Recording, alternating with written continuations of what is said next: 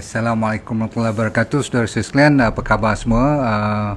Malam ni lepas tarawih kita sempat bertemu sebentar. Sementara anda nak tidur ni, saya akan dendangkan sedikit bukan lagu tetapi satu topik yang agak ada relevannya kepada bulan puasa kita pada tahun ini. InsyaAllah bagi mereka yang dalam keadaan sihat walafiat, kita sambung berpuasa secukupnya insyaAllah. Dan saya kira ramai dah pasang niat dan semua dah cukup untuk sebulan ni insyaAllah. Dan kita doakan sama-sama kita dalam keadaan sihat walafiat. Kalau you puasa juga mungkin membawa bahaya ataupun membawa masalah dari segi terutama sekali yang berpenyakit lah kan. Saya nak fokus kepada penyakit dahulu. Memang betul tadi ada satu orang buat komen semuanya yang ditentukan oleh Allah SWT, tetapi Allah SWT juga memberi kelonggaran bagi kita yang terutama sekali ada masalah yang tertentu. Okey, nombor satu, bagi mereka yang dah doktor bagi makan ubat yang berkala, maksudnya ubat tu wajib makan sekian-sekian waktu dan tak boleh elak daripada timing dia. Katakan kena makan pagi, lepas tu tengah hari pun kena makan, petang kena makan, dan kadang-kadang 4 kali sehari sebelum tidur lagi sekali. So every 4 hours or every 6 hours. So kalau you tak makan ikut dia punya rentak ni, merbahayakan sangat, terutama sekali bagi mereka yang berpenyakit jantung, berpenyakit kanser ataupun berpenyakit yang serius lah, maksudnya sampai bengkak kaki ataupun kidney failure dan sebagainya. Kalau ada ubat-ubat yang tertentu yang ikut timing dia, you tak boleh elak, maka yang tu saya kira bahaya. Kalau you buat dek aja, you puasa juga, takut nanti badan you akan jadi rosak ataupun penyakit you akan menyala balik dan you tak boleh handle nanti. Itu satu. Nombor dua, siapa yang dah buat timing untuk kemoterapi, pernah dengar kan orang yang kadang-kadang setiap, macam saya dulu, setiap 21 hari, setengah orang cyclenya setiap 2 minggu, setengah orang cyclenya setiap minggu. Ada yang dah baik ataupun nak kena maintenance sebulan sekali. Jadi kalau jatuhnya pada bulan puasa ni, katakan besok, you kena buat juga. Kalau you tak buat, dia maklum saja, kalau hospital kerajaan, kalau miss 1 hari tu, kadang-kadang you kena datang balik mungkin 2 bulan kemudian. Maklum saja kan. Jadi anda harus tak puasa. So kalau boleh hari-hari yang berkenaan tu, tolong jaga minuman, makanan supaya anda boleh melalui kemoterapi dengan lebih cekal, ya. Maklum sajalah dengan steroidnya, dengan injectionnya, kadang-kadang dengan radiation lagi, faham tak? Saya tahu sangat-sangat macam mana perasaan you. Tadi masa saya bagi title bahayanya berpuasa, ada 2-3 orang yang tulis saya lah tu yang tak boleh puasa sebab saya ada cycle ketiga atau cycle keempat, ataupun mereka yang dah kenal diri masing-masing. Kalau dia puasa, ada seorang tu dia kata bukan saja dia penat, dia rasa debar jantung dia pening kepala, dia jadi perkataan dia guna tadi, jadi lemah lah, satu badan tu long lie habis. Jadi kalau sampai dah tak boleh bangun macam tu, you jangan puasa. Sebab apa? Takut nanti sampai, saya cerita ada orang yang pengsan pun. Okey, you kena kenal diri you. Baik, seterusnya bagi mereka yang ada masalah dehidrasi, tadi juga ramai yang respon mengatakan dah tahu dah kalau badan tu dah kering kontang, maksudnya dah tak masuk air yang mencukupi, dan you terlupa ke ataupun memang you lalai, besok sampai berpinau-pinau, kepala pusing-pusing dan sebagainya, sampai ada tinnitus datang balik, vertigo pun datang balik, sampai jadi migraine. Tak sah nak buat hero pula kan. Ambil ubat kalau perlu dan minum air balik supaya hidrasi tu boleh menyelamatkan diri you. Sebab you boleh ganti puasa ni, betul tak kan? So jangan nak paksa nak kadang-kadang setengah orang tu nak buktikan kepada family ke, kepada member sebelah ke yang dia pun boleh puasa. Tak payah nak buktikan. You don't have to be a hero sebab nanti bahaya sangat. Okay. Satu lagi, kalau you memang bau katakan baik daripada sakit ataupun doktor kata you ada masalah malnutrisi, maksudnya nutrition you tak cukup, kena tambah vitamin, kena tambah iron, kena tambah potassium, macam-macam lah you tak cukup masa you keluar hospital baru ni kan, katakan. So hari ni masih lagi badan you lemah-lemah, so kalau besok tak boleh, tak apa, you ambil dulu ubat-ubatan, suplemen-suplemen yang doktor bagi tu, ambil makanan yang mencukupi, tak apa, 2-3 hari ni you jangan puasa. Sebab apa? Bila you sihat besok, insyaAllah you boleh ganti, dan seterusnya you boleh buat puasa sunat lagi besok untuk cover semua. So itu nombor 2. Nombor 3 ialah bagi mereka yang ada masalah uric acid tinggi. Masa bulan puasa ni, saya cadangkan bagi mereka yang ada kidney stone, tahu, batu karang, bagi mereka yang ada uric acid tinggi, apa tu gout, ataupun mereka yang ada gallbladder, pernah dengar apa tu hempedu yang berbatu-batu tu, yang ada serbuk kadang-kadang yang sampai kuning mata sebab dah block liver semua tu. Kalau you ada masalah dan ada riwayat ni, berhati-hati. Kalau dalam pertengahan you tengah puasa besok nanti ataupun minggu depan ke apa-apa, kalau dia jadi balik sakit tu, you dah tahu, dan sampai jangan tunggu mata tu kuning ataupun gout tu menyala, you nak tahan juga, dah katakan pukul 1, you nak tunggu sampai petang, jangan. Sebab apa? Dalam pukul 1 sampai pukul 7.30 nak maghrib tu, nak buka puasa, 5 jam tu dia punya menyala gout tu, you tak akan boleh bangun, nak semayang apa pun tak boleh, atau sakira tarawih lah, nak yang wajib tu dulu, maghrib pun susah. Kalau boleh pakai kerusi tu pun dah besar tuah. Berarti you kena break, you kena ambil ubat, you kena jaga. Saya akan repeat pada malam ni banyak kali perkataan air. Sebab apa? Bulan puasa ni kita kan tak boleh minum air pun. So kalau you terpaksa break, you break. Yang paling penting dengan air dahulu. Sebab apa? Air lah yang paling mustahak untuk jaga kidney stone, untuk jaga gout, untuk jaga you punya gallbladder pun. Okay? Okay, tu you dah faham semua tu. Baik. Seterusnya, siapa yang dah boleh ikut ni, siapa yang sejuk badannya sampai katakan pukul 12 tengah hari, you pula jatuh sejuk, you jadi macam orang kata apa, macam duduk kat Cameron Highland, you rasa macam sejuk, you nak kena pakai selimut, nak kena pakai blanket semua ni, you rasa macam pelik lah kan, orang kata ketak, tahu tak, macam sejuk gedi lah kan. Kalau sampai macam tu, berarti you dah, kalau hari pertama, kedua, kadang-kadang nak jadi juga. Tapi selalunya kalau you dah berpuasa berhari-hari, kadang-kadang dia mula bertukar daripada makanan, kadang-kadang you jaga, kadang-kadang you tak jaga belah malam tu. Kalau siapa yang makan banyak, tak apa. Siapa yang malam pun tak makan, sahur pun tak makan, ataupun kurang makan, dia dah mula dalam keadaan ketosis. Tahu tak ketosis? Ketosis ni, kalau kata orang, you tak pakai you punya karbohidrat lagi dah habis dalam badan you. Entah kenapa selalunya orang makan banyak lepas buka puasa. You jenis yang nak kontrol ataupun tak makan ataupun galit lah. Tahu-tahu dah dekat 2 minggu puasa, badan tu dah jadi sampai sejuk. Kalau you sejuk sangat sampai nak kena pakai selimut tengah hari, kerja pun tak boleh pergi, you kena break puasa tu. Sebab tu berarti you dah mula pakai lemak, badan you dah sampai nak habis dah. Berarti dalam keadaan yang ketosis, yang you tak biasa, itu patut break. Sebenarnya apa yang berlaku juga ialah kenapa you rasa sejuk, sebab thyroid gland you dah rest. Bila pakai lemak untuk kita proses apa tu, tenaga kita, nak keluarkan tenaga kita, kita akan jadi apa tu, sejuk, sebabkan thyroid tu dah mula kurang dia punya RAM, dia punya apa tu, dia dalam keadaan istirahat. Sebenarnya bagus, tetapi you dah over. Jadi you kena stop dulu, berhenti puasa tu, break your fast, tak kira pukul apa pun, tolong jangan cuba push. Sebab apa? Nanti berbahaya. Itu topiknya, bahaya kita berpuasa. Ingat saya tak galakkan you berpuasa kalau sikit-sikit je, jangan manja sangat, itu betul. Tetapi kalau dah sampai saya kata kena pakai baju sejuk, seterusnya, kalau ramai orang tanya saya tadi pun masalah pening kepala, betul tak? Ramai orang masa puasa ni dia komplain light headed, maksudnya dia rasa ringan kepala, tapi kalau ringan tu sedap tak apa. Tapi ringan yang rasa macam sampai pening. Okey, dia macam tohuyang hayang tu bahaya sangat-sangat.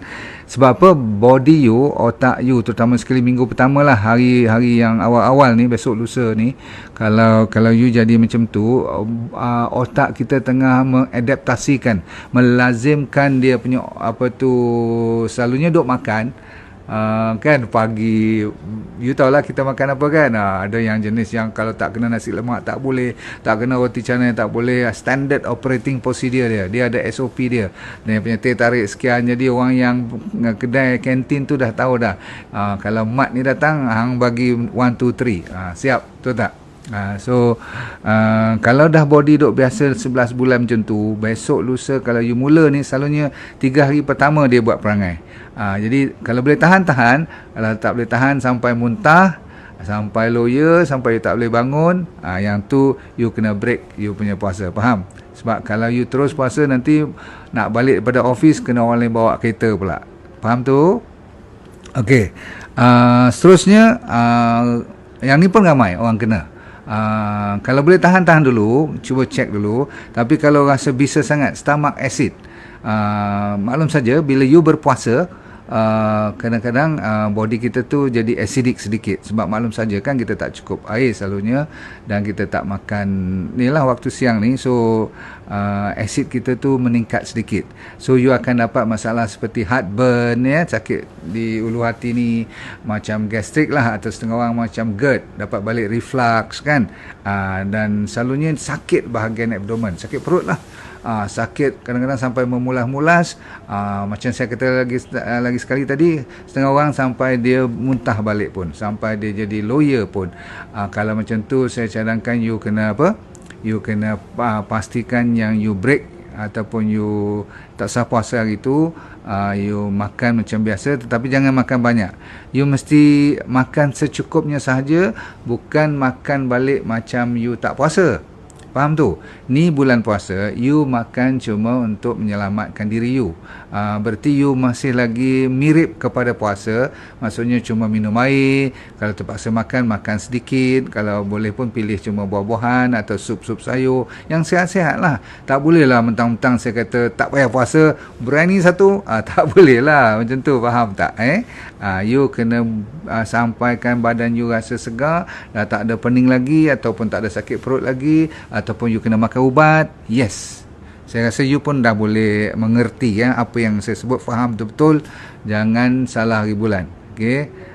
So seterusnya, kalau you ada masalah, tadi saya banyak kali kata disebabkan pening boleh loya, sakit perut boleh loya, tapi kadang-kadang you loya sahaja. You rasa macam orang perempuan kan selalu kalau pregnant tu dia rasa loya tu, loya sahaja pun menjadi masalah. So siapa yang asid tinggi tadi, rasa macam gastrik, belajar ambil saya selalu kata apple cider vinegar.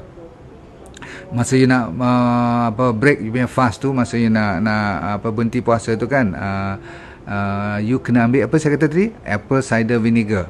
Cuka apple atau cuka buah tin pun boleh, cuka kurma pun boleh, tapi asalkan jangan banyak sangat. 1-2 sudu kecil, sudu teh dalam 1 gelas air.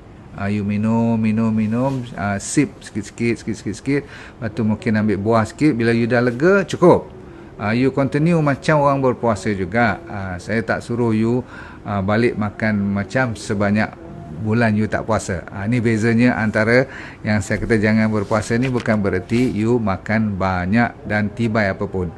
Seterusnya, yang ni lambat sikit. Kalau berlaku sampai minggu ketiga, besok nanti kalau berlaku you tengok rambut you cepat luruh, ataupun banyak yang luruh tak pasal-pasal, ini ada kaitan dengan you berpuasa betul, tapi masa you buka puasa dan sahur tu, you tidak balas balik dengan makanan-makanan yang berzat, sehingga kan masuk minggu ketiga, minggu keempat, rambut dah mula orang kata nampak macam pelik lah. Dulu mungkin nampak selai 2, ataupun yelah sikat-sikat rambut tu nampak juga, tapi sekarang ni macam orang kena kemo pula. Sekali sikat dekat 2-30 rambut keluar, ataupun luruh, gugur. Yang ni berarti you dah tak makan benda-benda yang berzat waktu you buka puasa atau sahur. Jaga baik-baik. Saya dah cerita malam tu apa nak buka puasa kan, makan apa, berapa kalori semua tu, dan semuanya tu menyihatkan badan, termasuk suplemen pun saya dah cerita. Tapi yang penting sekali ialah kalau you campur pula dengan rambut lurus, lepas tu rasa letih, rasa lesu, dan you are grouchy. Tahu tak grouchy? Grouchy ni you macam suka mengomel tak? You macam sensitif pula. You jadi macam moody tak pasal-pasal. Ini berarti hormon you pun dah terganggu, you punya rambut kan dah tak cukup, you punya mineral semua tu. So tolong check balik you punya diet betul-betul. Dan kalau siang pun sampai kelang kabut you punya hidup tu huru-hara sikit, you terpaksa sehari dua nak break you punya fast tu, break dulu. Okey, sebab ni kadang-kadang sampai tak boleh buat kerja pun. Okey, so pastikan you betulkan balik diet you. Baik, seterusnya ialah bagi mereka yang selalu saya kata bila dibenarkan buka puasa, waktu buka puasa tu jangan terlalu banyak mendadak, sebab yang tu boleh menyebabkan nanti besoknya you puasa tu, bila you makan terlalu banyak malam ni, sebabkan you puasa, lepas tu you makan binge tu maksudnya bukan saja makan banyak, tapi you makan merepek banyak benda yang you nampak je you capai makan, termasuk dengan dessert sekali. Maklumlah bulan puasa banyak kuih kan. So tolong kalau you buat macam tu, besoknya puasa you mungkin terganggu. Maksudnya kalau kembung ke besok, kalau jadi senak perut ke, faham tak? Berarti you ada masalah dengan pemakanan semalam untuk puasa hari ni. Faham? Okey. Bagi mereka yang kaki kopi, tahu kalau tak kena kopi tak boleh hidup ni. Okey, hati-hati. Tengok keadaan macam mana you boleh balancekan balik. Kalau boleh jangan terlalu dekat nak tidur lah. Okey. Saya selalu kata kalau pagi nak kopi no problem. Tapi kopi yang tak ada gula lah. Tak ada gula, tak ada susu, no problem. Bahkan bagus pun dengan teh pun tak apa, no problem. Okey. Lagi satu koko yang tak ada gula, boleh, no problem. Right? Setengah orang kata ambil Milo tak ada gula boleh tak? Tak ada susu boleh tak? Tak berbual apa-apa lah, maksudnya Milo jawapannya dalam Milo tu dah ada gula. Okay? Sebab tu you boleh minum dengan rasa sedap tanpa tambah gula atau susu pun. Dia memang banyak gula. Baik. Lagi satu bagi mereka yang ni boleh puasa, tak boleh puasa pun tengok keadaan you. Sampai you tak boleh tidur, ada orang ada insomnia. Tahu insomnia? Semalaman dia tak boleh tidur. Kalau tidur pun dia resah, gelisah. Tak apa sebabnya. Rupa-rupanya salah satu daripada gejala orang berpuasa ni, ada setengah orang sensitif pada puasa. Bila dia puasa je, dia tak boleh tidur. So macam mana? Okey, bukan saya suruh you tak berpuasa, tapi you kena betulkan clock, body you kan ada circadian clock dia, bio clock dalam body kita tu. Cuba kalau tak boleh banyak sangat, lebih pada beberapa jam malam tu, you ganti besok waktu siang. Okey, you kena tolong belajar tidur tengah hari ke kan, yang power nap tu kan, setengah jam ataupun 1 jam, you kena ganti. Okey, kalau tidak nanti you bermasalah untuk puasa seterusnya. Jadi puasa you jadi macam monyok aja, jadi tak seronok aja, faham tak? Okey, baik. Yang ni satu lagi yang you nak buka puasa pun boleh, puasa pun boleh. Iaitulah bergantung kepada you punya, ada orang ada masalah buang air besar. Dia sampaikan bila bulan puasa ada kala dia jadi cirit, sampaikan cirit yang serius. Kalau lebih daripada sepatutnya, body dia dehydrated, you kena break your fast. You kena jangan puasa pada hari itu. Faham tak? Sebab apa? You kena gantikan balik electrolyte. Tahu tak electrolyte? Bukan air kosong saja. You kena ganti you punya sodium, potassium, magnesium, kalsium. Sebab yang saya sebut-sebut ni, kalau tak cukup dalam badan you, itu yang jantung boleh lain macam berdebar, ataupun kadang-kadang boleh dapat heart problem pun. Maksudnya dia boleh stop jantung you pada berdebar. Kalau tak cukup mineral ni, jangan main. Sebab tu air kelapa patut you spare banyak-banyak. Kalau ada jual kat bazar tu, air kelapa dulu you belilah 2 bungkus ke, you jaga elok, sebab air kelapa menyelamatkan banyak keadaan. Okey, kalau nak break puasa pun boleh pakai air kelapa, faham? Untuk menyelamatkan keadaan bagi mereka yang ada masalah cirit-birit waktu berpuasa. Masa dia puasa dia buat perangai pula.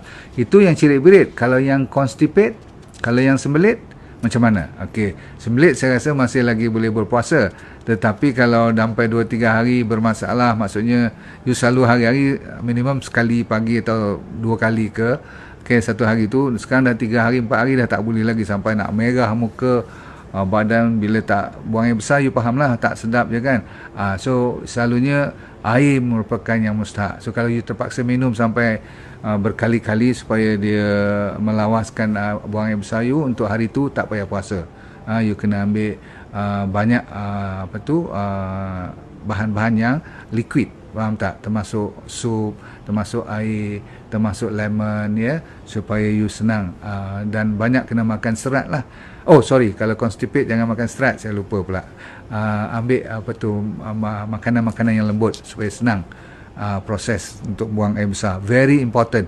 Walaupun you kata I sayang lah puasa I sangat, tapi kalau sampai dah merah muka, sampai dah kulit pun jadi gatal-gatal semua tu, jaga baik-baik. Okay, last.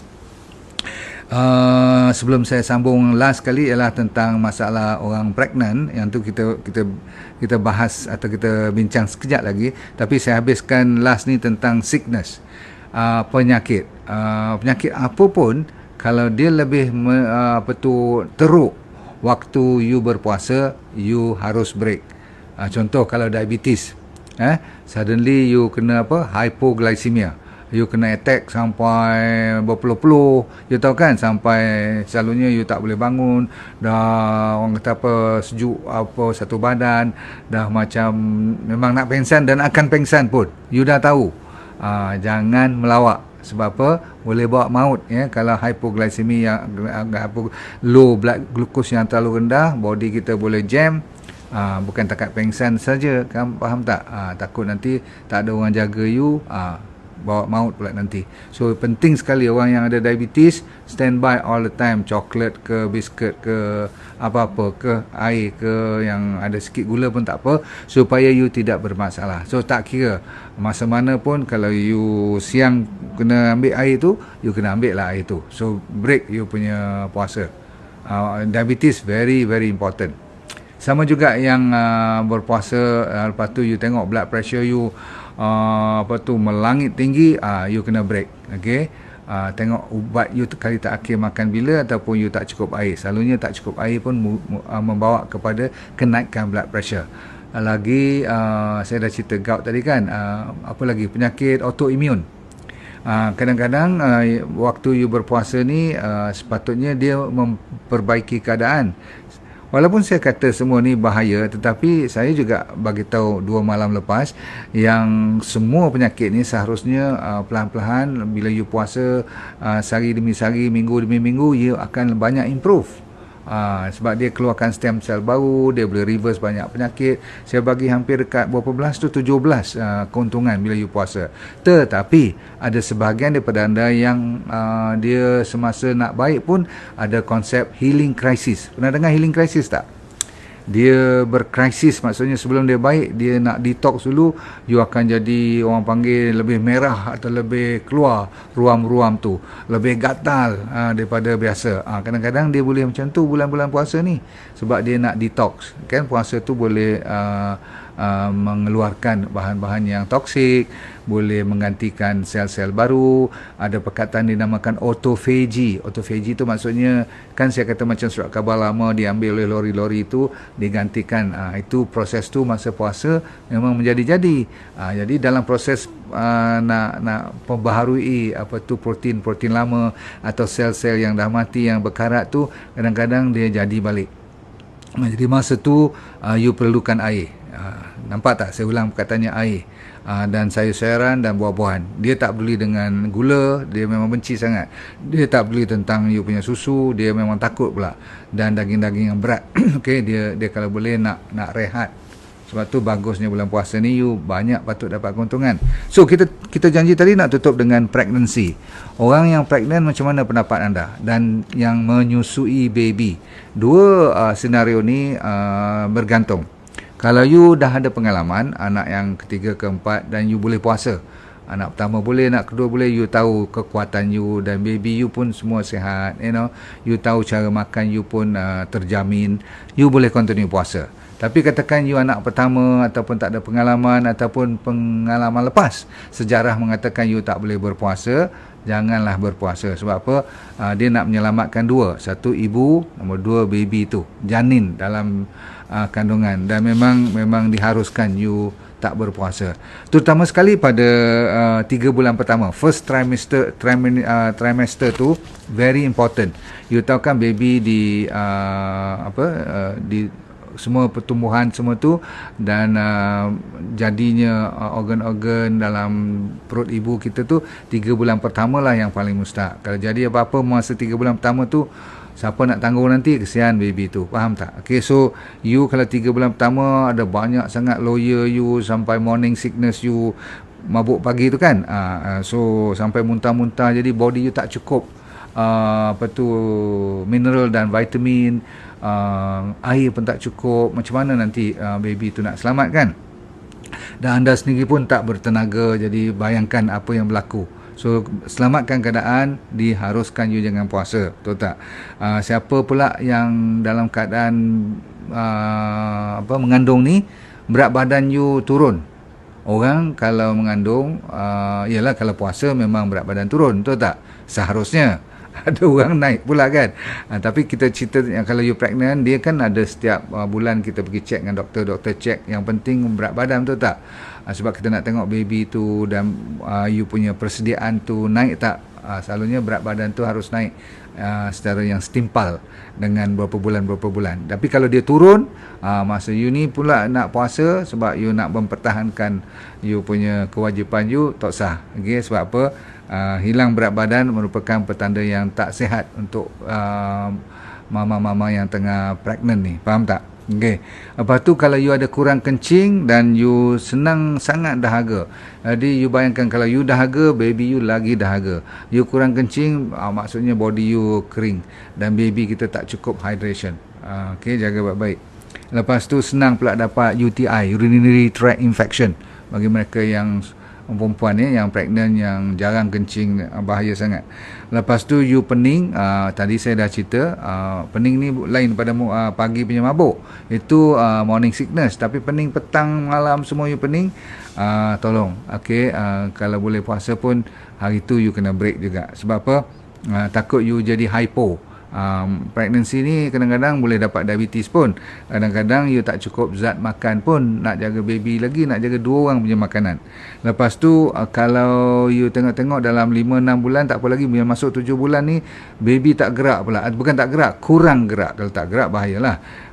You tahu kan dia gerak macam mana, dia tak tendang-tendang lagi dah. Masuk 7 bulan ni masih lagi slow down. Tolong jangan main dengan nak berpuasa juga. Okay, walaupun saya kata 3 bulan pertama yang mustahak, tapi masuk 7 bulan, especially yang dekat due dah, dekat hari nak lahirkan baby, lagi you kena jaga baik-baik. 28 minggu ke atas tu, selalunya kita galakkan you jangan puasa. Okay, takut nanti ada contraction ke, bila tak cukup air, uterus kita boleh contract, dia panggil false contraction.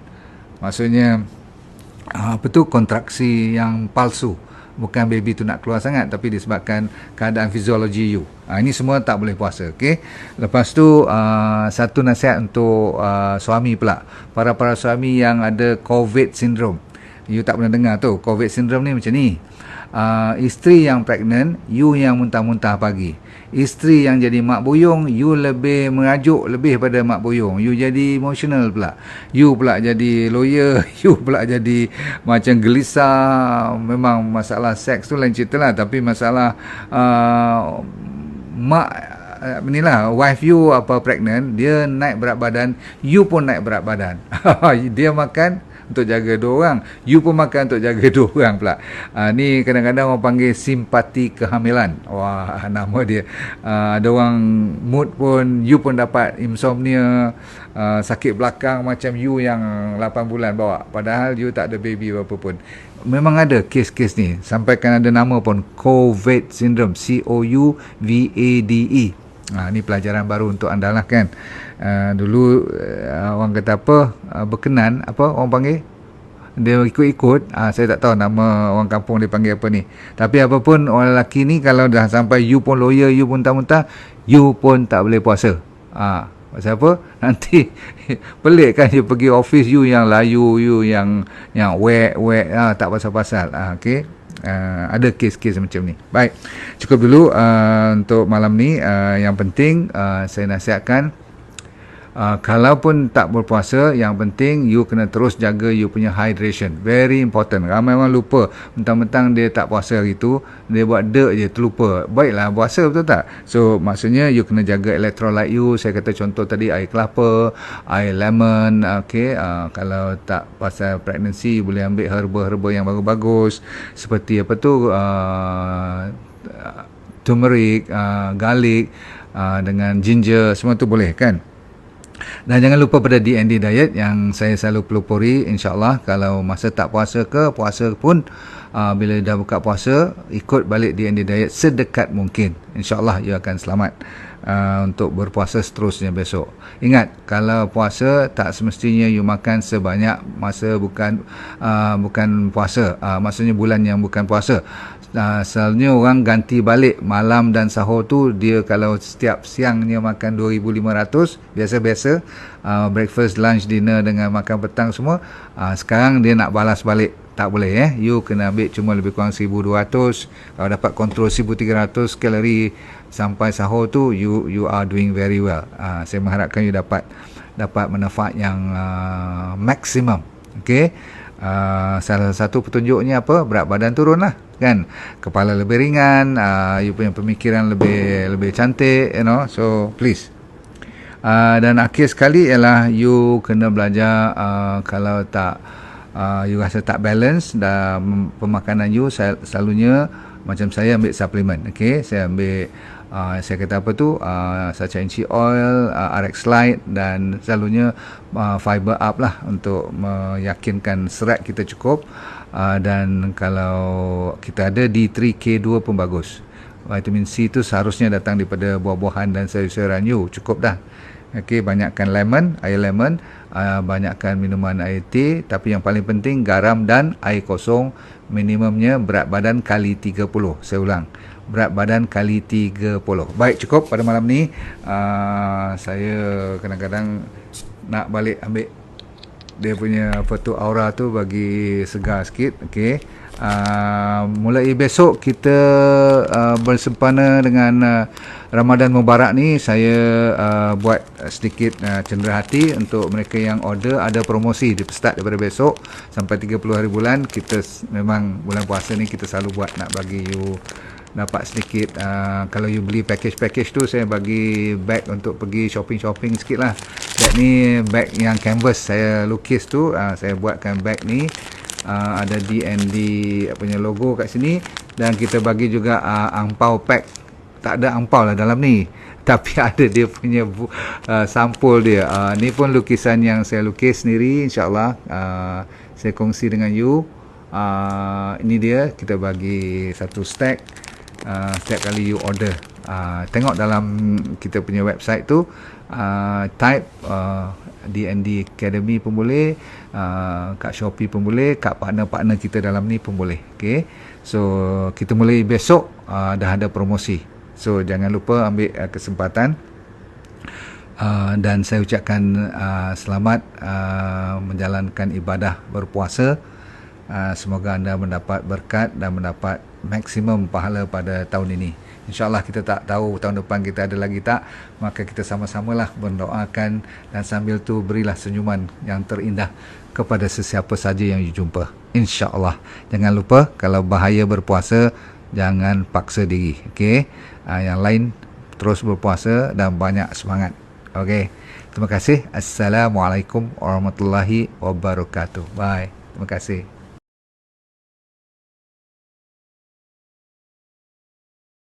Assalamualaikum warahmatullahi wabarakatuh. Nama saya Dr. Nurdin Darus. Dulu pernah bekerja di Majlis Sukan Negara, Jabatan Psikiatri di University Hospital, dan lepas tu saya buat corporate program. Tapi Tuhan bagi rezeki kat saya untuk kena kanser pada 2001. Bukanlah seronok, tetapi pengalaman. Kali kedua saya kena relapse pada 2012. Di pengalaman tu saya nak share dengan anda, kalau anda bermasalah berpenyakit ataupun sama ada dari segi fizikal ke mental, tak jadi hal, asalkan you nak merubah hidup you. Dan bagi mereka yang belum sakit pun paling mustahak untuk mempertahankan, menghindar daripada kena sakit. Tapi insyaAllah dalam program yang dinamakan DND Well for Life 90 Day Challenge, maksudnya 90 hari pencabaran ni untuk meningkatkan kesejahteraan dan kesihatan hidup anda. Mau tak? Okey, apa yang dia akan dapat dalam program tu, nanti kita akan ajar teknik-teknik macam mana nak menyelesaikan masalah penyakit dulu secara alami. Kita fokus kepada penyakit yang serius dulu, kanser lah, diabetes, high blood pressure, kolesterol, jantung, untuk autoimmune terutama sekali, arthritis, gout, masalah hormon dan sebagainya. Yang penting ialah kalau anda bermasalah emosi pun boleh kita tolong bantu. Yang penting sekali ialah teknik tu. Kita kena bagi kat you dalam masa 90 hari ni, seminggu demi seminggu, saya semacam coach you, iaitu teknik macam 7 day living, teknik 7 prinsip macam mana orang boleh sihat walafiat sepanjang hayat. Kita kena belajar. Orang Okinawa daripada Jepun, apa yang dimaksudkan dengan ikigai, saya akan ajar juga macam mana nak cari hala tujuan hidup. Ramai orang stres sangat sekarang ni, dan kita sediakan doktor-doktor juga untuk bersama bantu you supaya kita semua boleh sama membantu menjadi sihat walafiat, merubah daripada sekarang kepada benda-benda ataupun ilmu yang baru untuk menyihatkan body secara mental dan fizikal. Okey,